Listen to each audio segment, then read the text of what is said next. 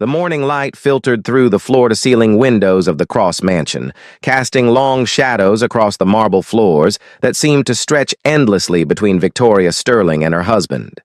She sat at the dining table, delicately, cutting her fruit while Damien Cross read the Financial Times, his coffee growing cold as minutes passed in their familiar dance of avoidance. 2 years, 730 days of sharing the same roof, the same last name, the same suffocating silence that had become their marriage. Victoria watched him from beneath her lashes, noting how his dark hair caught the light, how his strong jaw tightened whenever he concentrated on particularly challenging business news. Even in the early morning hours, Damien commanded attention with his presence, the kind of man who could silence a boardroom with a single glance. "I have the Morrison Charity Gala tonight," Victoria said softly, breaking their routine quiet. "The art auction for children's education." Damien looked up from his paper, his steel-gray eyes meeting hers briefly. "I'll have Thomas drive you." His voice carried that same polite distance that had characterized every interaction since their wedding day. "You're not coming?" The question slipped out before Victoria could stop herself. She immediately regretted showing any expectation, any hint that his presence might matter to her. "I have a conference call with Tokyo." Damien folded his paper with mechanical precision. "But if it's important to you?" "No," Victoria said quickly, forcing a smile. "It's fine. I understand." But it wasn't fine, and they both knew it. Nothing about their arrangement had been fine from the beginning. Victoria remembered the day her world had crumbled, when her family's century-old art gallery faced bankruptcy after her father's poor investments. The Sterling Gallery had been her life, her passion, her identity. When Damien Cross had appeared like a dark angel with his proposal, she'd had no choice but to accept. Marriage to save everything she loved. A contract disguised as romance. The Gallery of Broken Dreams Victoria spent her morning at what remained of the Sterling Gallery, now a small section within Cross Industries' cultural division. The irony wasn't lost on her that she'd married to save her gallery, only to watch it become absorbed into her husband's empire. She ran her fingers along the frames of paintings she'd collected over years, each piece telling a story of passion and creativity that her own life seemed to lack. "You're brooding again," Elena Rodriguez observed from the doorway. Victoria's best friend since college entered with 2 cups of coffee, her warm brown eyes filled with concern.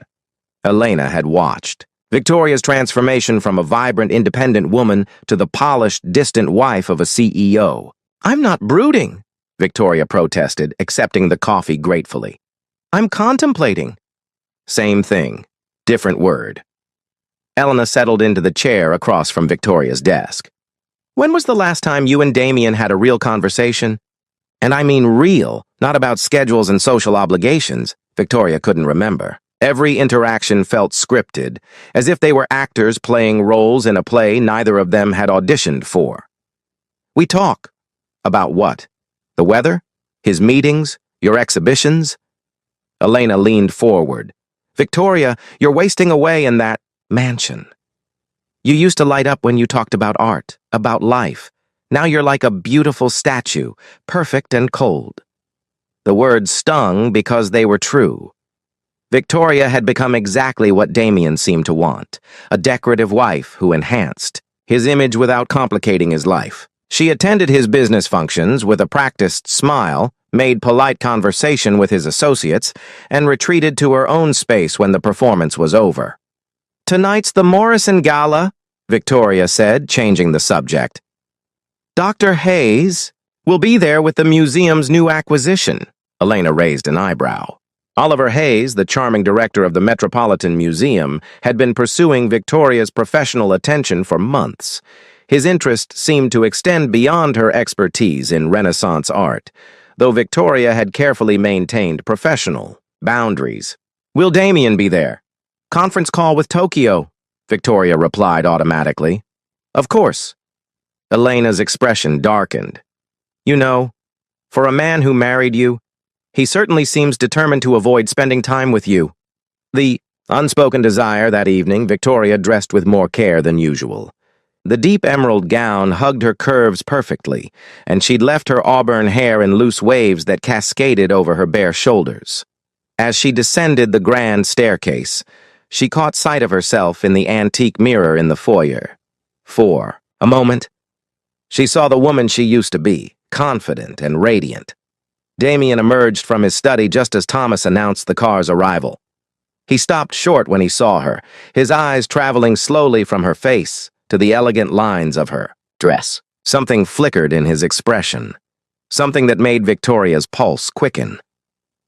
"You look," he began, then seemed to catch himself. "Beautiful, as always." The compliment felt both genuine and carefully controlled, like everything else about their relationship. Victoria felt a familiar ache in her chest, the longing for something real beneath their polite facades. "Thank you," she said simply, though she wanted to ask why he never told her that when it might actually matter. Damien stepped closer, and Victoria caught the scent of his cologne, something dark and masculine that had become associated with safety and distance in equal measure.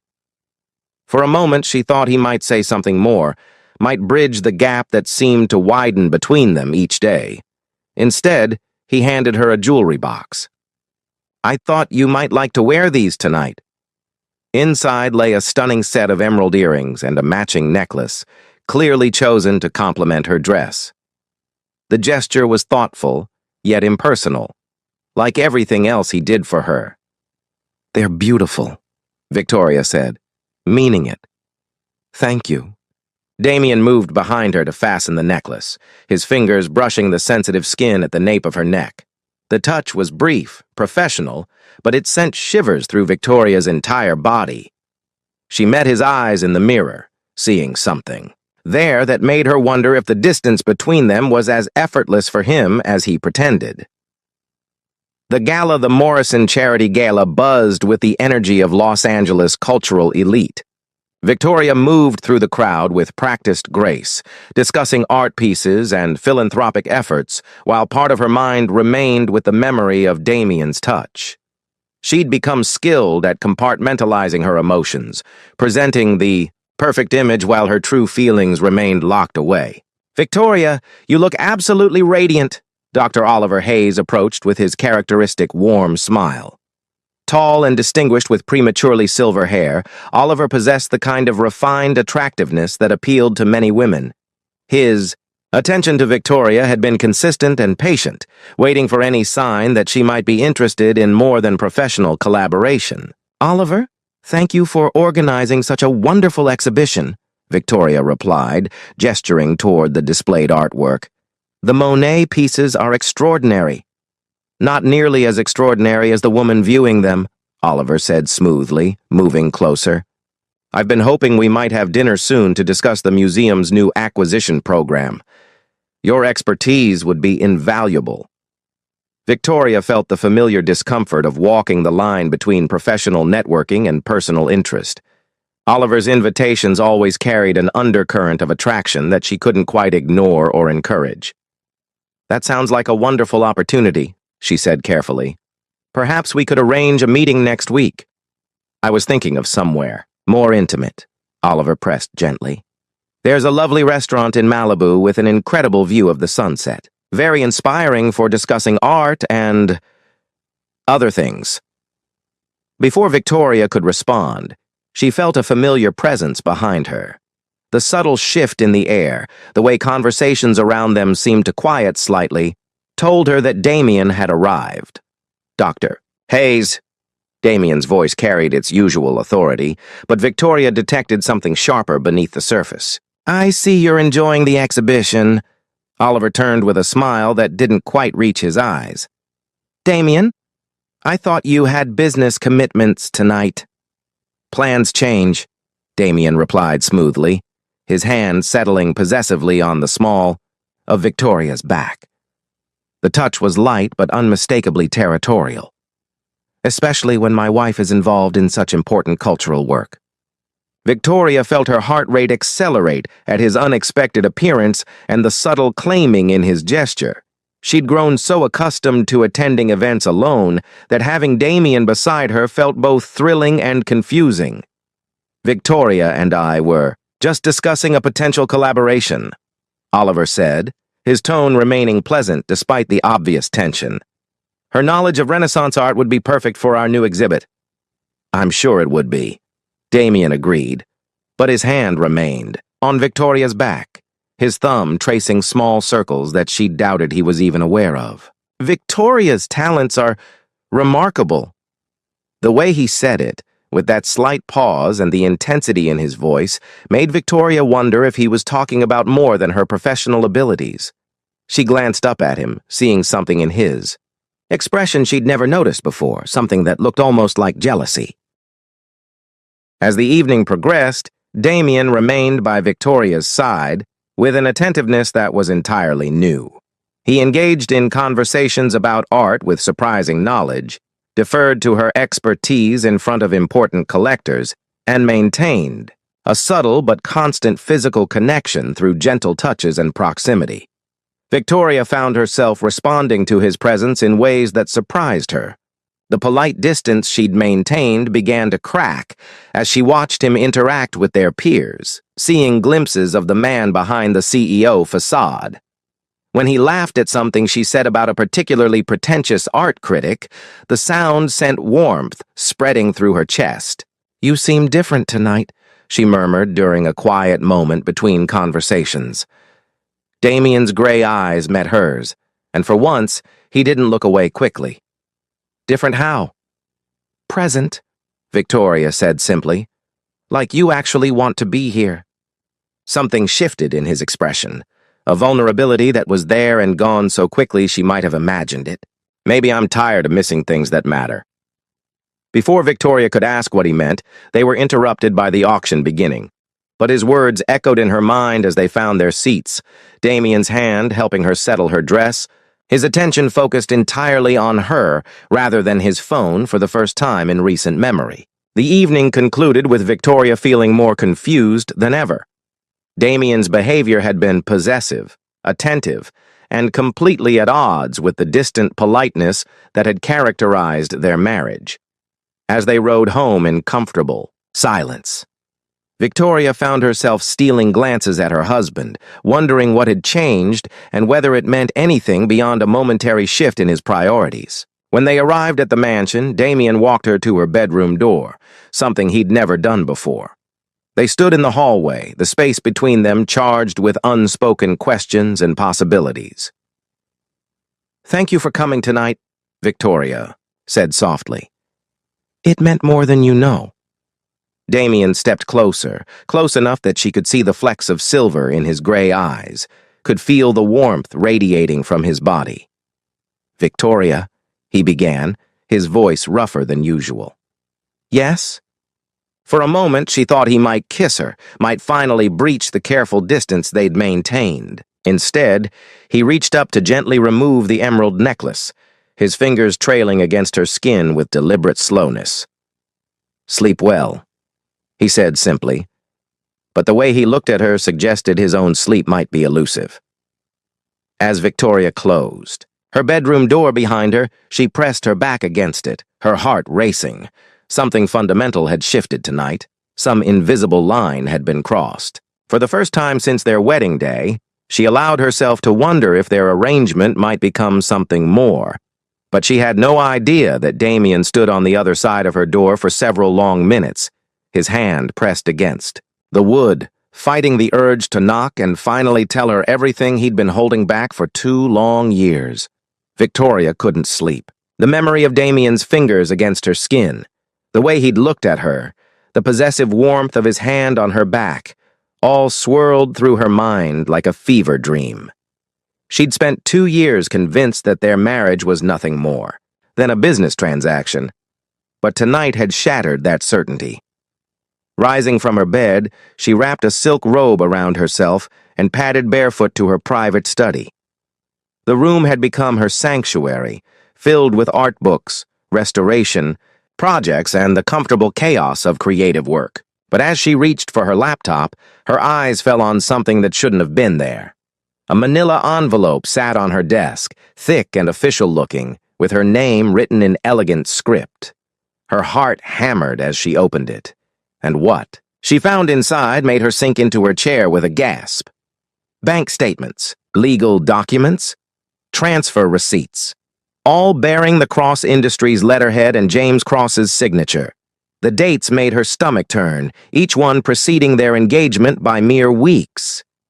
Payments to Sterling Gallery's creditors, personal, loans cleared, her father's mounting debts systematically eliminated, but it was the final document that broke her heart. A contract, clinical and cold, outlining the terms of marriage between Damien Cross and Victoria Sterling.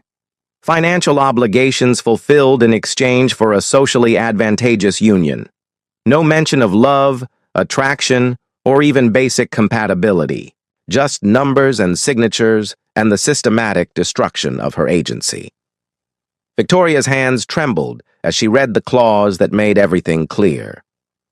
Ms. Sterling's consent to marriage arrangement contingent upon complete debt forgiveness for Sterling family assets and businesses. She had never consented to anything.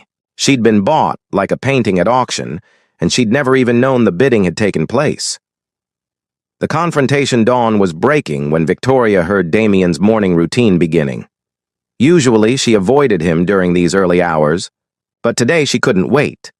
She found him in the kitchen, perfectly dressed for another day of meetings, his coffee steaming as he reviewed emails on his tablet. "We need to talk," she said, her voice steadier than she felt. Damien looked up, immediately sensing the change in her demeanor. "Victoria, what's wrong?" She placed the envelope on the marble countertop between them like evidence in a trial. "When? Were you planning to tell me?" His face went pale as he recognized the documents. For the first time since she'd known him, Damien Cross looked truly shaken. "Where did you get these?" "Does it matter?" Victoria's carefully maintained composure cracked. "Did you know? When you proposed, when you slipped that ring on my finger, when you promised to honor and cherish me, did you know that my family's debt had already been paid? That I was walking into a cage I didn't even know existed?" Damien stood slowly, his hands raised as if approaching a wounded animal. "Victoria, please let me explain." "Explain what? That our entire marriage is a lie? That every moment I've spent wondering if you could ever care for me was wasted because you bought me like a piece of property?" Tears threatened, but she refused to let them fall. "I trusted you, Damien. Even when you were distant, even when you treated me like a stranger, I believed there was something real between us." "There is something real between us," Damien said, urgently, moving closer. Last night was what? Pity? Guilt? A momentary lapse in your professional facade? Victoria backed away from him. "I need to know the truth, all of it, starting with whether you knew about these payments when you proposed." The silence stretched between them, heavy with the weight of 2 years of carefully constructed lies. Finally, Damien spoke, his voice barely above a whisper. "I knew." The truth unveiled. The admission hit Victoria like a physical blow. She gripped the edge of the counter, her knees threatening to give way beneath her. "You knew," she repeated numbly. "My father arranged everything," Damien continued, his own composure finally cracking. "He presented it as a business opportunity. Your family needed help. I needed a wife who understood the social requirements of my position. He made it sound mutually beneficial." "Mutually beneficial," Victoria laughed bitterly. "I suppose it was, for everyone except me. I was the only one who didn't know the terms of the deal." Damien moved closer, ignoring her defensive posture. "Victoria, you have to understand, I was different then. Colder. I'd spent so many years seeing relationships as transactions, emotions as weaknesses to be managed. When my father presented the arrangement, it seemed logical." "And now?" The question slipped out before she could stop it.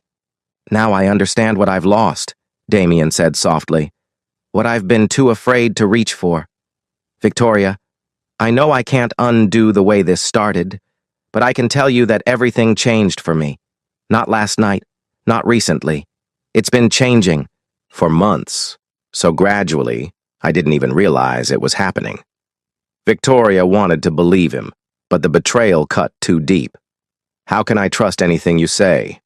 How do I know this isn't just another performance, another role you're playing? To maintain the arrangement? Damien's jaw tightened, and for a moment she saw a flash of the commanding CEO who ruled boardrooms with absolute authority. But then his expression softened, vulnerability replacing power. Because I'm going to show you, he said simply. Starting now. The pursuit, what followed, was unlike anything Victoria had experienced in their marriage. Damien seemed to shed his carefully maintained emotional distance like a coat he no longer needed. He canceled meetings to have lunch with her, appeared at the gallery to genuinely learn about her work, and began sharing pieces of himself that he'd kept hidden. I started drawing again, he told her one evening as they walked through the mansion's gardens. For the first time since I was a teenager. What do you draw? Victoria asked, surprised by this revelation. You, he admitted without hesitation. The way you look when you're restoring a painting, completely absorbed in bringing something beautiful back to life. The way you smile when you think no one is watching. The way the light catches your hair when you're reading. Victoria felt her carefully constructed walls beginning to crack. Damien, I know you don't trust me, he continued. I know I have, to earn that. But I want you to know that when I look at you now, I don't see an arrangement or a convenience. I see the woman I fell in love with without even realizing it was happening. The word love hung between them like a bridge neither was quite ready to cross. Victoria wanted to believe him, wanted to throw herself into his arms and pretend the past 2 years of distance had never happened. But the hurt ran too deep for easy forgiveness. The business trip. A week later, Damien surprised her with an invitation to accompany him to San Francisco for a series of meetings with potential partners for the cultural division. Your expertise would be invaluable, he said, but there was something in his eyes that suggested business wasn't his only motivation. Victoria almost declined, but Elena convinced her to go. Maybe getting away from all the history in that house will help you see things more clearly, her friend advised. The trip proved to be a revelation. Away from the mansion and its memories, Victoria saw a different side of Damien. He was still commanding in meetings, but he also deferred to her opinions, introduced her as his partner rather than just his wife, and seemed genuinely interested in building something together. Their hotel had given them a suite with connecting rooms, and Victoria found herself appreciating the space while also being hyper-aware of Damien's presence on the other side of the door. On their second night, she heard him moving around restlessly and found herself wondering if he was struggling with the same confusing mix of desire and uncertainty that kept her awake. The breakthrough came during their final meeting with a prestigious museum interested in partnering with Cross Industries for a new contemporary art wing. The director, an intimidating woman in her 60s, grilled Victoria about her vision for the project. Ms. Sterling, your husband's company has the resources, but do you have the passion necessary to make this partnership worthwhile? Victoria felt Damien's attention focus on her, but instead of the performance anxiety she might have expected, she felt his support. When she spoke, it was with the confidence and enthusiasm she'd lost somewhere in the careful politeness of their marriage. Art isn't just about aesthetics or investment value, she said passionately. It's about connection, about seeing ourselves reflected in someone else's vision and understanding that we're not alone in our experiences. The best galleries don't just display art. They create spaces where people can discover parts of themselves they didn't know existed. The director smiled for the first time during the meeting. Now that's what I wanted to hear. As they left the museum, Damien caught Victoria's hand, intertwining their fingers naturally. That was incredible, he said. You were incredible. Victoria looked down at their joined hands, feeling the warmth of his skin against hers. It felt good to remember why I love what I do. I love watching you do it, Damien said softly. I love seeing you come alive when you talk about art. I love the way you see beauty in everything, even in broken things that other people would throw away." The intensity in his voice made Victoria stop walking. They stood on the sidewalk as people moved around them, the late afternoon sun painting everything in golden light. "Damien," she began, but he stepped closer, his free hand coming up to cup her cheek. "I know I hurt you," he said. "I know I have to earn your forgiveness, but Victoria, I need you to know that what I feel for you now has nothing to do with contracts or arrangements. I love you. Not the idea of you, not the convenience of you, but you. Your strength, your passion, your incredible capacity for bringing beauty into the world." Victoria felt tears threatening again, but this time they weren't born of hurt or anger. "How do I know this isn't just guilt?"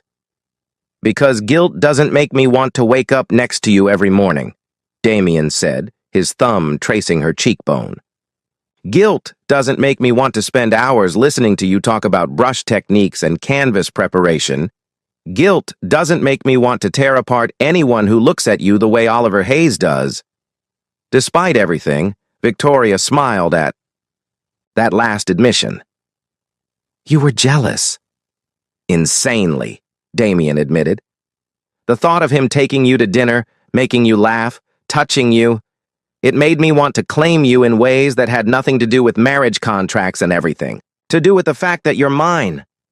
The possessiveness in his voice sent heat spiraling through Victoria's body. For the first time since their wedding night, she allowed herself to truly look at her husband as a man rather than an obligation.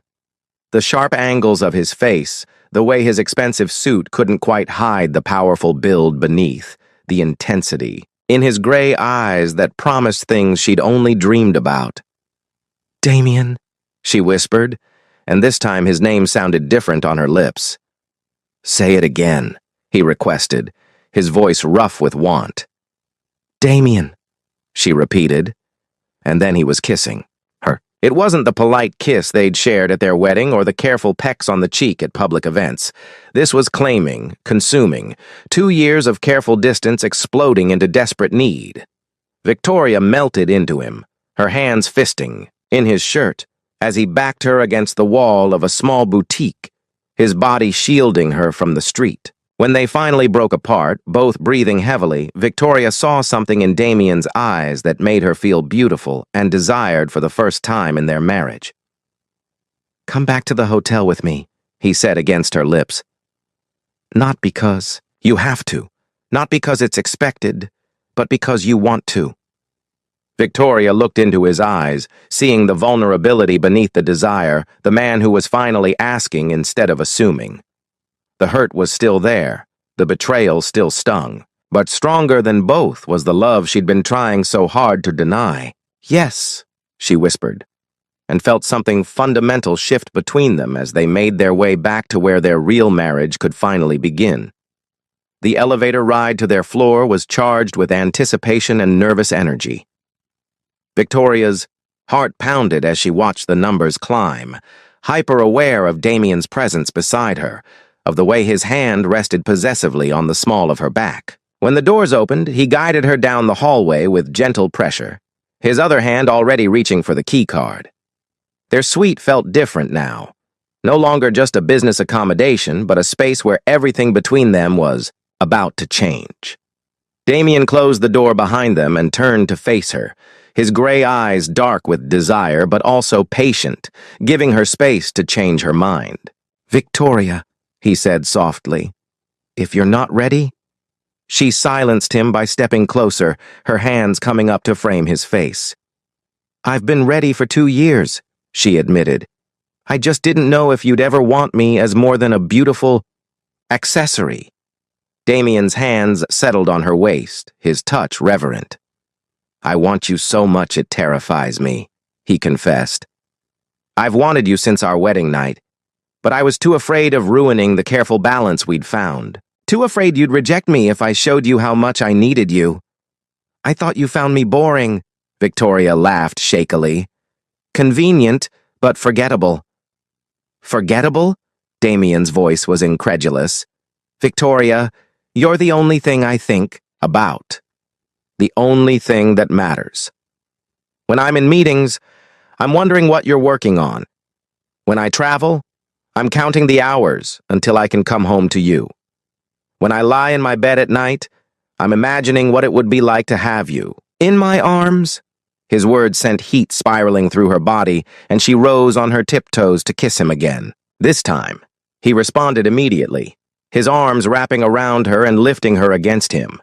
She could feel his strength, the careful control he maintained even as passion threatened to overwhelm them both. "Show me," she whispered against his lips. "Show me how much you want me." The consummation. What followed was a revelation.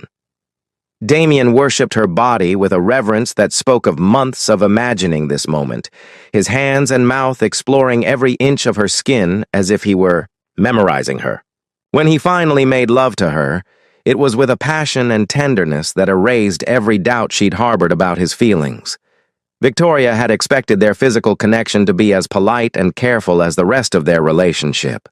But instead, she discovered a man who was generous and demanding in equal measure, who whispered her name like a prayer and touched her like she was something precious and sacred.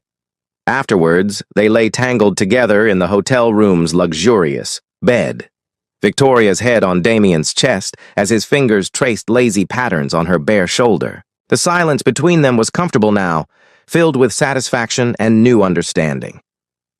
"I love you," Damien said quietly, the words rumbling through his chest.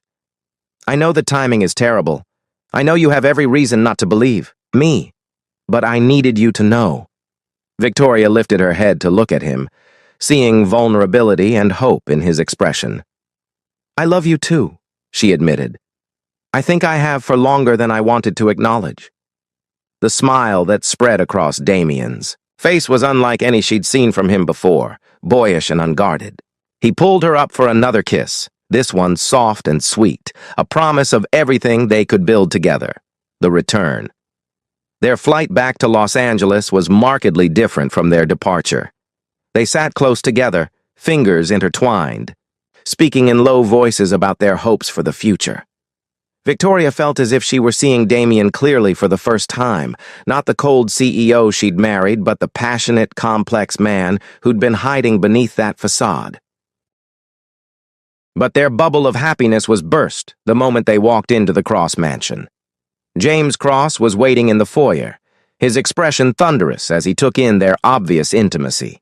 "So," the elder Cross said coldly, "I see the arrangement has become complicated." Victoria felt Damien tense beside her, his hand tightening protectively around hers. "Father, Victoria and I need to discuss some changes to our living situation." "Changes?" James's laugh was harsh. "Son, let me remind you of the terms of your agreement. This marriage serves a purpose, and that purpose doesn't include messy emotional entanglements." "The marriage serves my happiness," Damien replied firmly. "And Victoria's. Nothing else matters." James's gaze shifted to Victoria, cold and calculating. "Ms. Sterling, I trust you understand that your family's continued financial stability depends on maintaining the status quo." The threat was clear, and Victoria felt her newfound confidence falter. But before she could respond, Damien stepped forward, his voice carrying the full authority of his position. "Father, you will not threaten my wife. Not now, not ever. The Sterling family's debts were paid in full 2 years ago. Victoria owes you nothing, and neither do I." "You forget yourself, Damien," James warned. "I built this company, this family's reputation. I can destroy both just as easily." "Then try," Damien challenged. "But you'll find that I'm no longer the obedient son who follows your orders without question. Victoria is my wife, my partner, and my choice. If you can't accept that, then perhaps it's time you retired from active involvement in both the company and my life." The battle for control, what followed, was a week of corporate warfare as James Cross attempted to undermine his son's position within the company. He called emergency board meetings, questioned Damien's recent decisions, and tried to rally support among the older directors who remembered when business marriages were common and love was considered a luxury. but Damien had spent years building. His own network of allies and his vision for cross-industries' future resonated with younger board members who saw the value in his cultural initiatives. More importantly, Victoria's expertise and passion for the arts division had already begun to show impressive returns on investment. Victoria found herself caught in the middle of a battle she'd never wanted to fight. Elena urged her to stand strong, while part of her wondered if walking away might be the easier path for everyone involved. The decision was made for her when Oliver Hayes appeared at the gallery one afternoon with an offer that seemed too good to be true. "The Metropolitan is prepared to offer you a full directorship," he said, his manner professional but his eyes warm with personal interest. "Complete autonomy, unlimited budget for acquisitions, and," he paused meaningfully, "freedom from any complicated personal entanglements." Victoria stared at him, recognizing the escape route he was offering: a prestigious position, financial independence, and distance from the cross-family drama. It was everything she might have wanted before she'd discovered what real love felt like. "I need time to think," she said finally. "Of course," Oliver replied, "but don't wait too long. Some opportunities don't come around twice." The choice. That evening, Victoria found Damien in his study, surrounded by legal documents and financial reports as he fought to maintain control of his own company. He looked up when she entered, his face lighting up despite the stress lines around his eyes. "How was your day?" he asked, setting aside his work to give her his full attention. Victoria hesitated, knowing that telling him about Oliver's offer would only add to his burdens. But they'd promised each other honesty, and she refused to start their real marriage with secrets. "Oliver offered me a position at the Metropolitan," she said simply. "Director of Acquisitions. It's everything I ever wanted professionally." Damien went very still, his expression carefully neutral. "That's quite an opportunity." "It is," Victoria agreed, moving closer to his desk. He made it clear that taking the position would mean leaving Los Angeles, leaving Cross Industries, leaving you. "And what did you tell him?"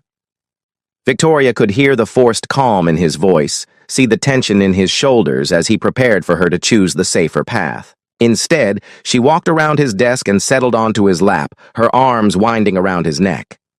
"I told him I needed time to think," she said, watching his face carefully. "Time to consider whether I want to run away from the best thing that's ever happened to me just because it came wrapped in complications." Hope flickered in Damien's eyes. "And what did you decide?" "I decided that I've spent enough of my life letting other people make my choices for me," Victoria said firmly. "Your father bought my family's freedom, yes, but he didn't buy me, and he certainly didn't buy my love. That's something I'm giving freely, to the man who sees me as more than just a beautiful accessory or a business opportunity." Damien's arms tightened around her. "Victoria, are you sure? My father won't make this easy. The board battle could drag on for months. Your life will be scrutinized, questioned." "Let them scrutinize," Victoria interrupted. "Let them question. I know who I am, and I know what I want. I want you, Damien Cross. Not your money, not your status, not the security you can provide. Just you." The kiss he gave her was fierce and grateful, full of relief and renewed passion. When they broke apart, both were breathing heavily. "I love you," he said against her lips. "God, Victoria, I love you so much." "I love you too," she replied. "Now, let's figure out how to save your company so we can build our life together." The resolution, the final confrontation, came during a board meeting that would determine the future leadership of Cross Industries. James had called for a vote of no confidence in his son, believing he had enough support among the older directors to force Damien out. But he'd underestimated both his son's political acumen and Victoria's impact on the company's cultural division. When the votes were tallied, Damien retained control by a narrow but decisive margin. "Gentlemen," Damien said as the meeting concluded, "I want to thank you for your continued confidence in my leadership. I also want to announce that effective immediately, Victoria Cross will be taking over as Director of Cultural Affairs with full authority to expand our arts initiatives." James Cross stood slowly, his face a mask of cold fury. "You'll regret this, son. Both of you."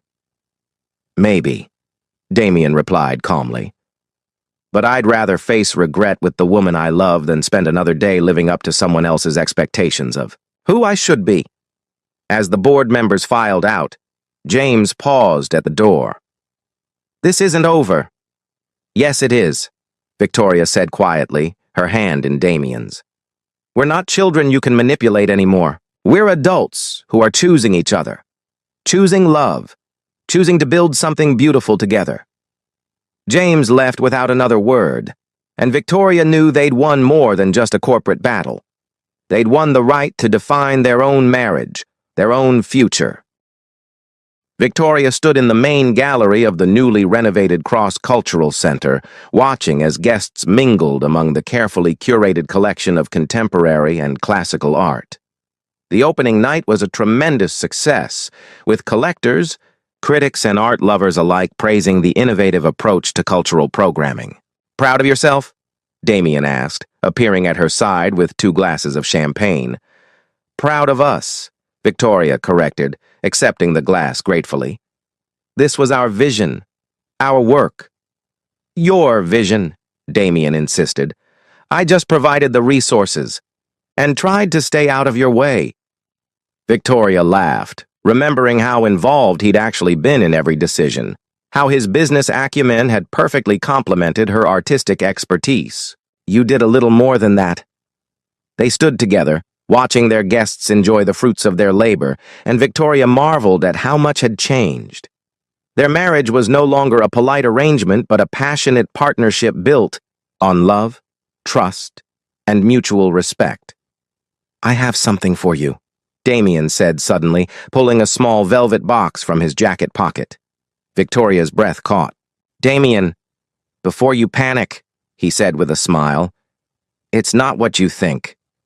Or maybe it is, but not in the way you're expecting." He opened the box to reveal not an engagement ring, but a delicate gold band set with tiny diamonds that sparkled like stars. "Victoria Sterling Cross, will you marry me?" Victoria stared at him in confusion. "We're already married." "We had a contract," Damien corrected gently. "We performed a ceremony that had nothing to do with love and everything to do with obligation. I want to marry you for real this time. I want to stand before our friends and family and promise to love you, honor you, and cherish you because I choose to, not because anyone expects me to." Tears blurred Victoria's vision as she understood what he was offering. A real beginning, free from the shadows of their arranged start. "Yes," she whispered. "Yes, I'll marry you. Again. For real. This time." Damien slipped the ring onto her finger, and as he kissed her in the middle of their gallery, surrounded by beauty they'd created together, Victoria knew that some love stories were worth fighting for, worth rebuilding from broken foundations, into something stronger and more beautiful than anything that had come before. Their guests applauded, thinking they were witnessing a simple romantic gesture. But Victoria and Damien knew better. They were witnessing the birth of a love that had overcome every obstacle to claim its rightful place in the world. And as the evening continued around them, neither could imagine wanting to be anywhere else but in each other's arms, ready to face whatever challenges and joys their future might hold together.